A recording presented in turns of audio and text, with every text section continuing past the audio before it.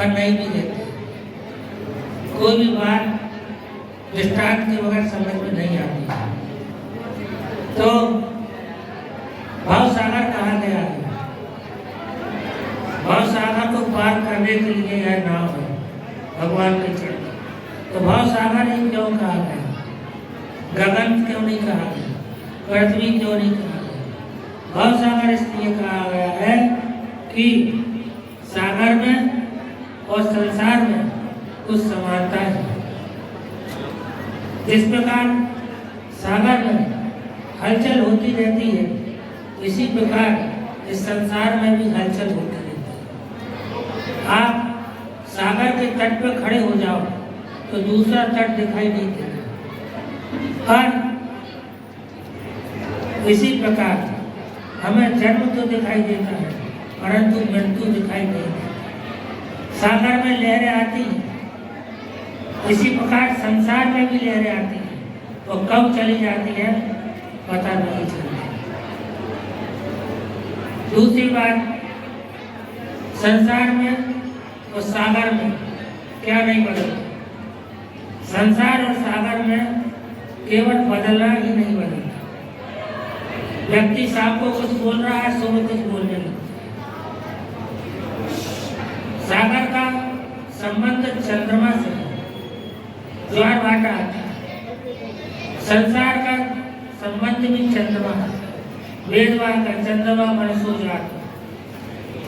तो व्यक्ति का जो मन है वह कब बदल जाए, उसको शांत करने के लिए भगवान का स्मरण आवश्यक। तो भगवान का स्मरण कैसे? जो वेद शास्त्रों को जाने, पुराणों को जाने, वो सनातन धर्म को जान सकता है। वेद जो है वो ज्ञान कराते हैं, आत्मा का ज्ञान कराते हैं। तुम क्या हो, जीव का, जगत का। और शास्त्र जो है वो जीवन चलाने की व्यवस्था देते हैं। पुराण व्यक्ति की आस्था उत्पन्न करते हैं लीलाओं के माध्यम से, कथा के माध्यम से।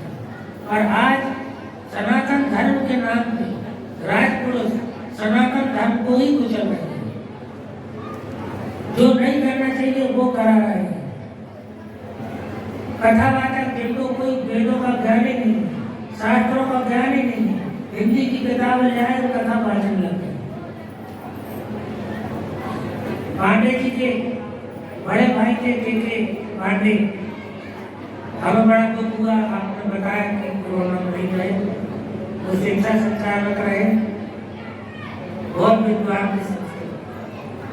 और पांडे जी का नाम सुनते ही हम डर गए। नहीं तो हम बहुत दिन से अपने बोल रहे कि कोई ढबलू करने का आएगा तो हम गए।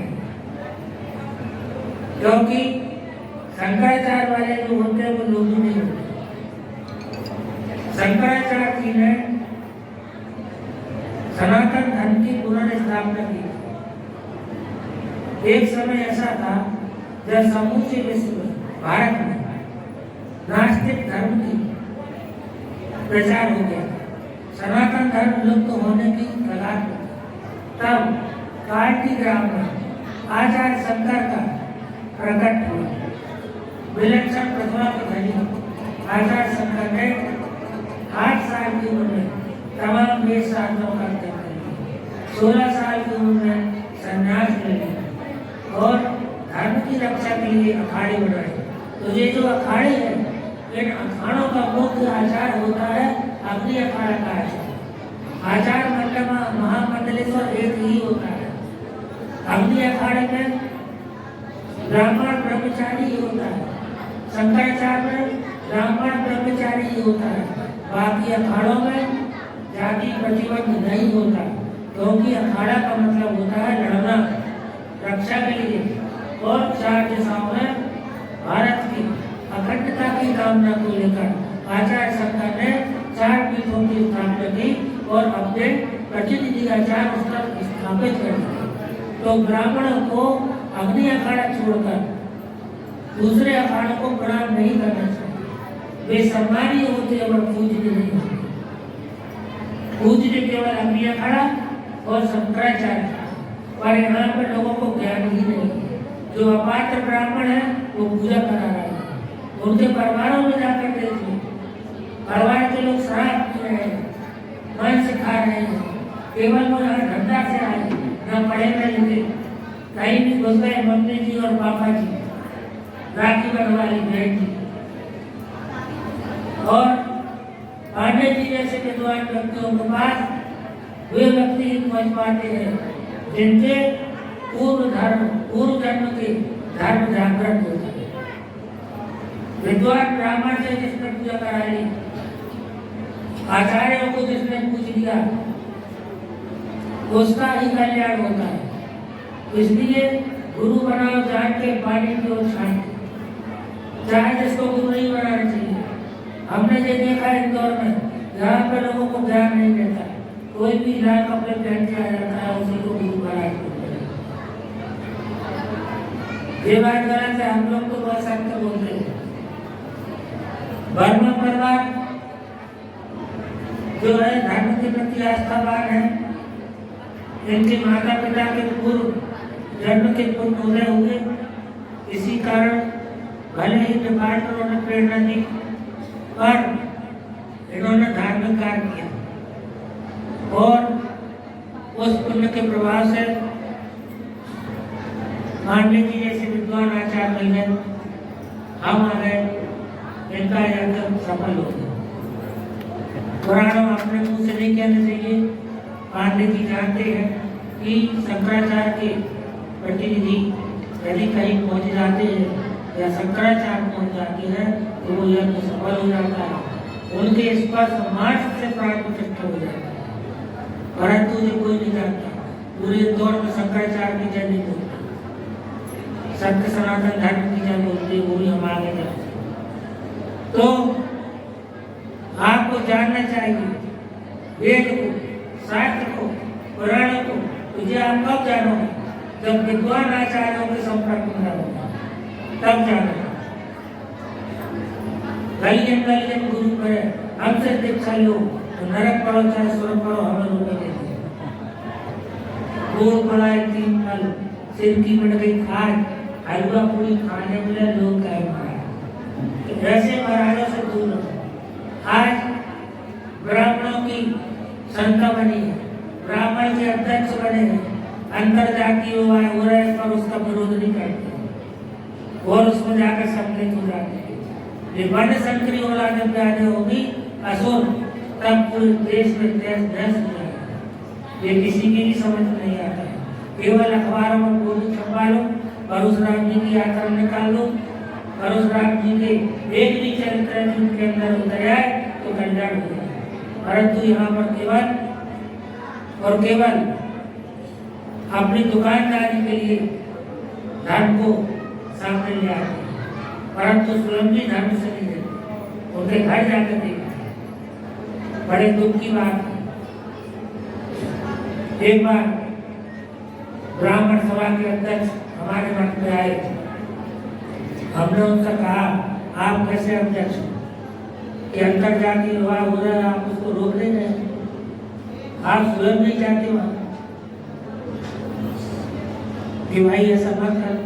यदि आप विरोध नहीं करते तो सहयोग भी नहीं करो, जाओ मत। कह लगे अब ऐसा नहीं होगा। हमने कि अब आप रहोगे नहीं तो ऐसा होगा कैसे? और एक महीना में सुनने में आ गई, पांडे जी समझ गए होंगे। तो इस प्रकार से आज जो अंतर जाति विवाह हो रहे हैं, इनको रोकना अति आवश्यक है। सरकार कहती है कि जात नहीं है, सब हिंदू है, तो फिर ये जाति की जनगणना कहाँ से आ गई? जब जाता ही नहीं है तो जनगणना का ही कर रहे हो। तो चिट्ठी भी मेरा, पट्टी भी मेरा, अंटा मेरे बाप। केवल इनको कुर्सी से मतलब होता है। आज नकली ब्राह्मण ज्यादा पैदा हो गए, वो आके मीठी बातें करके जजमानों को रिझा लेते हैं, वो गलत शिक्षा दे जाते हैं। गलत के कारण से व्यक्तियों को चमत्कारिक परिणाम देखने में नहीं मिलते। अंधविश्वास फैल रहा है। आचार्य शंकर ने अंधविश्वास का विरोध किया। तो अंधविश्वास जो है उससे आपको नरक मिलेगा। कोई कहता हम रुपया निकालते हैं, तो जब रुपया निकालते हो तो दान पेटी क्यों लगाए, ट्रैक्टर क्यों बनाए? कोई कहता देवी जी रो लेते, महाराज मर गए, देवी जी को रोने थे तो खराब क्यों मरते? तो जो आदमी इतना झूठ बोल रहा है वो धार्मिक कैसे हो सकता? इसलिए आज जो विद्वान है वे बेचारे समझ के बैठे, क्योंकि उनसे चापलूसी बनती नहीं, झूठ बनता नहीं है। और जो बिना पढ़े लिखे हैं वो जानते नहीं है, वे विद्वान बने। एक आध मंत्र जानते होंगे, पूजा होगी तो वो जोर से बोलने लगे। हमारे एक पंडित जी थे, उनसे कुछ ज्यादा नहीं था। वो पंडितों की सभा में जाते थे और जब वेद पाठ होता था तो चुपचाप रहते थे। वो बड़े गुरु जी सुन ले तो उनको ये नहीं याद थी, तो वो बड़ी जोर से बोलते थे, तो समझ लो पंडित जी की उपस्थिति है। वर्मा परिवार ने जो किया है वो बहुत अच्छा कार्य है और मंदिर बन गया है तो पूरे परिवार को लहसुन प्याज छोड़ना ही पड़ेगा, क्योंकि जो व्यक्ति लहसुन प्याज खाता है उसकी पूजा नहीं लगती, भोग नहीं लगता। जो ब्राह्मण लहसुन प्याज खाता है उसकी भी पूजा नहीं लगती। अब बताओ, ये जो सनातन धर्म है इसमें पूरा विज्ञान है। सुन रहे हो आप लोग? यहाँ पाखंड को कोई भी स्थान नहीं है, पर आपको उसकी वैज्ञानिकता नहीं मालूम। केवल जल चढ़ा देना शंकर जी को, रथ यात्रा निकाल देना, इसमें पुण्य नहीं मिलता। धर्म में जो बताया गया है उसके अनुसार आप चलोगे, आप आचरण रखोगे तो आपको उसका फल जरूर मिलेगा। इसकी वैज्ञानिकता को अब आप लोग बताएंगे कि हम बताएं। सूर्य को जल चढ़ाने का विधान है। सुबह 7 बजे उठ करके स्नान करके जो व्यक्ति सूर्य को जल चढ़ाता है वह निरोगी रहता है और उसको विटामिन डी की पूर्ति होती है।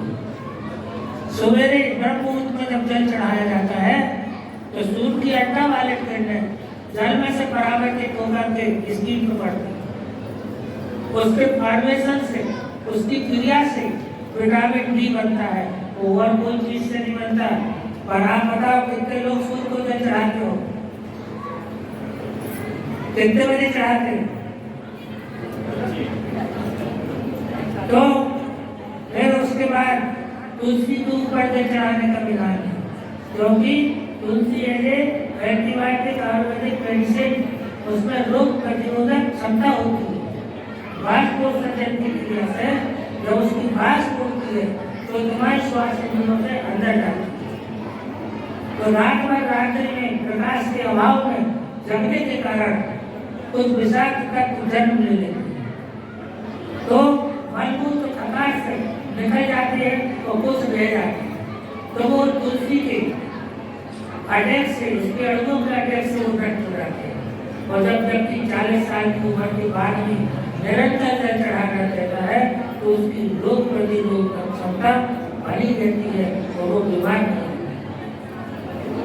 फिर उसके बाद गाय के घी का दीपक लगा के भगवान के सामने दर्शन करते हैं।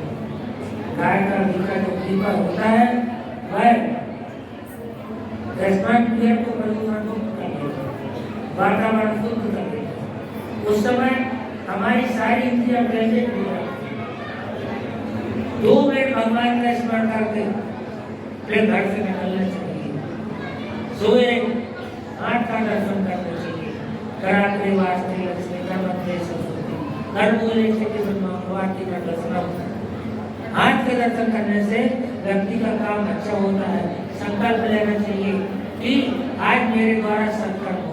जिस दिन आपके हाथ से सत्कर्म होता है वही दिन आपका शुभ होता है। हम हकदार हैं।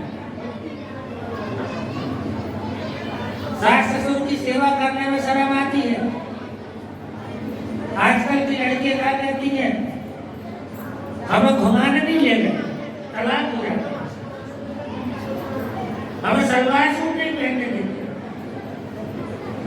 पति को परमेश्वर नहीं मानती, पार्टनर मानती, नाम लेती है। शास्त्रों में लिखा है जो व्यक्ति अपने पति का नाम लेती है उसकी आयु क्षीण हो जाती है, क्योंकि पति परमेश्वर होता है। जिसने अपनी पति की सेवा कर ली वो किसी की भी पूजा न करे, उसको निश्चित स्वरूप दे। तुम लाख पूजा करो, लाख कुछ भी करो, पर पति की सेवा न करो, सास ससुर की सेवा न करो, तो तुम्हारा कल्याण नहीं हो सकता। क्योंकि सास ससुर की सेवा करने से उनके अंदर बैठा जो परमात्मा है वो तुमको आशीर्वाद देगा।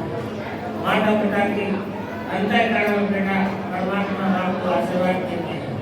यदि तुमने माता पिता की आपको तुम्हारी तुम्हारा कल्याण नहीं हो सकता। चाहे तुम मंदिर बनाओ, चाहे यज्ञ करो, चाहे कुछ भी करो। तो जीवन में एक बात ध्यान रखो कि सनातन धर्म क्या है। यदि उसको आपको ठीक से जानना है तो आप विद्वान आचार्यों को भी अपना गुरु बनाओ, उनके संपर्क में ही रहो, तेरा फाटुओं के नहीं। ये तो केवल एक ही चीज सिखाएंगे तुमको, दान करो और पुण्य करो। दान से कोई आदमी को पुण्य नहीं मिलता। बताओ शिल्पा, दान से पुण्य मिलता है? नहीं मिलता। तो फिर क्या होता है? दान से लक्ष्मी शुद्ध होती है। क्यों? क्योंकि जो तुम कमाते हो उसमें कहीं कहीं झूठ भी बोलना पड़ता है, तो अशुद्ध हो जाता है। किसान जो है वो हल चलाता है, कितने कीड़े मकोड़े पड़ जाते हैं, उसका पाप लगता है। तो दान करने से वह पाप से मुक्त हो जाता है। पुण्य तो उसको तब मिलता है जब वह रामचंद्र मानस के चरित्रों को अपने आचरण में उतारे। भगवान से मांगना नहीं चाहिए, क्योंकि भगवान से मांगने से संबंध खत्म हो जाता है। भगवान से मत चाहो, भगवान को चाहो। अर्जुन दुर्योधन दोनों गए कृष्ण के पास गीता के 30 अध्याय में। तो दुर्योधन ने कृष्ण से चाहा चतुर्मुखी सेना और अर्जुन ने कृष्ण को चाहा, तो उसे सब कुछ मिल गया। तो दुर्योधन